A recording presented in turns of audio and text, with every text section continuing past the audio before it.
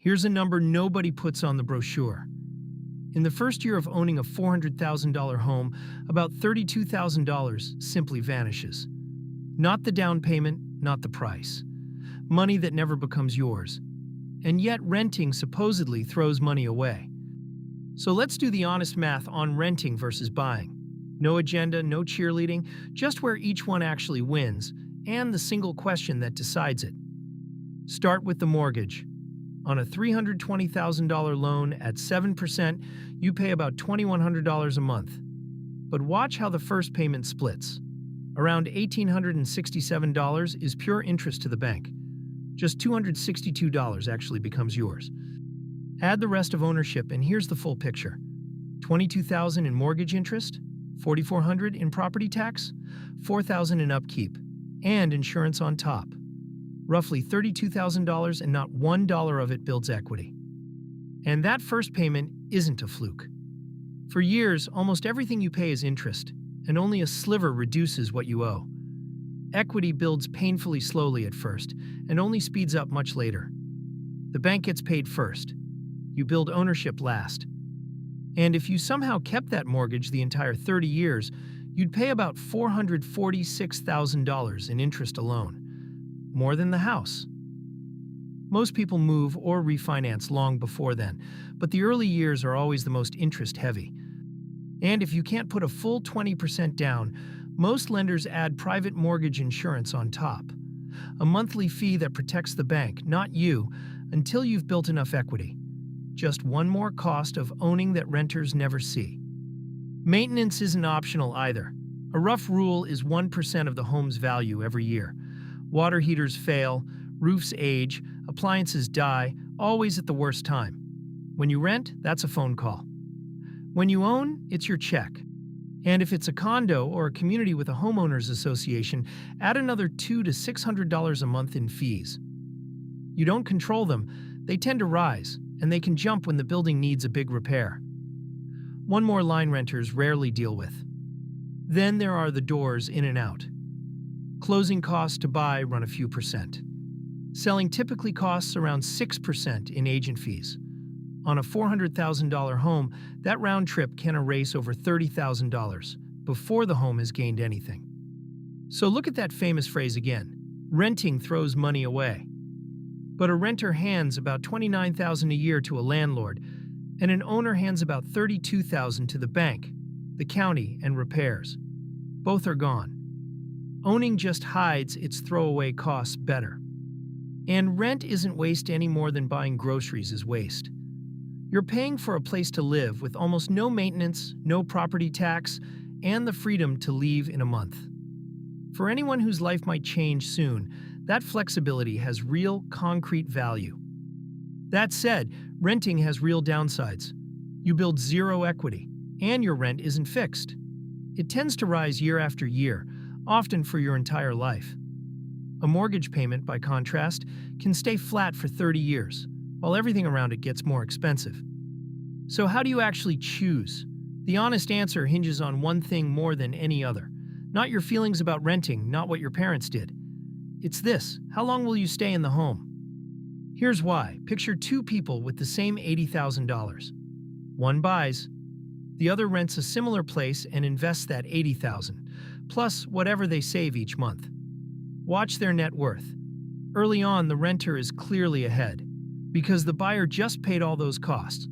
But the lines close in, and around year 4, they cross. And notice what the renter did with their $80,000. Parked in a house, that money isn't growing in the market. Economists call that opportunity cost, and it's exactly why the rent and invest line starts ahead. Buying has to overcome it before it can win. Before that crossing point, buying loses. The transaction costs and front-loaded interest haven't been outrun yet. Buy and then move after 2 or 3 years, and you often walk away with less than if you'd rented and invested the difference. Short stays punish buyers. But stay past that break-even, and ownership takes over. Your payment is fixed while rents keep climbing. Every payment now builds real equity. And you control a $400,000 asset with a much smaller stake, so even modest appreciation is amplified. Time turns the house into the winner. But that amplification isn't free magic. It's leverage, and it cuts both ways. If prices rise 10%, your small down payment gains about 50%. If they fall 10%, you lose just as fast, and you still owe the full mortgage. Leverage rewards patience and punishes bad timing. One more myth to diffuse. Buyers often count on the mortgage interest tax deduction. It's real, but since most households now take the standard deduction instead, far fewer people actually benefit than expect to. Treat it as a small bonus if you qualify, never as a reason to buy. If you want one simple guideline, it's roughly 5 years. Stay in a home under about 5 years, and renting usually comes out ahead. Stay well beyond it, and buying usually does. The exact number shifts with your city and your rate, but that's the honest ballpark. And be honest about how sensitive this is. In an expensive city where buying costs far more than renting, that break-even can stretch past a decade. Where homes are cheap relative to rent, it can arrive in a couple of years. Your local numbers matter far more than any national rule. And nothing swings this more than your interest rate. The very same $320,000 loan costs about $1,300 a month at 3%, but over $2,100 at 7%. Same house, nearly 60% more. The rate you lock in matters as much as the price you pay. There's also a very human catch.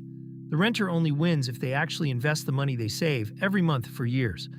In reality, most people spend it. That's the quiet genius of a mortgage. It forces you to save, whether you have the discipline or not. So here's when buying tends to make sense. You're confident you'll stay at least 5 years. The monthly cost of owning is reasonably close to renting. You'll still have an emergency fund left after the down payment. And you value putting down roots more than staying mobile. And renting is the smarter move when the opposite is true. Your job or life might change in the next few years. Buying in your area costs dramatically more than renting. Or you'd rather invest the difference and keep your freedom. None of that is failure. It's often the mathematically better call. And be honest that not all of this is math. Owning can mean stability and a place that's truly yours to change.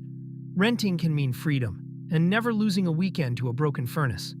Give real weight to how you actually want to live, not just the numbers. One more honest note. A home you live in is shelter first and an investment second. It can be a fine store of wealth over decades, but it's illiquid, expensive to sell, and tied to one local market. Don't confuse the roof over your head with a diversified portfolio. So drop the guilt on both sides. Renting isn't throwing money away. It's buying flexibility. Owning isn't automatically winning. It's buying stability if you stay long enough. The right answer isn't moral. It's your timeline, your city, and your numbers. Run your own break-even before you sign anything. For one money decision honestly visualized every week, subscribe to Money Visualized.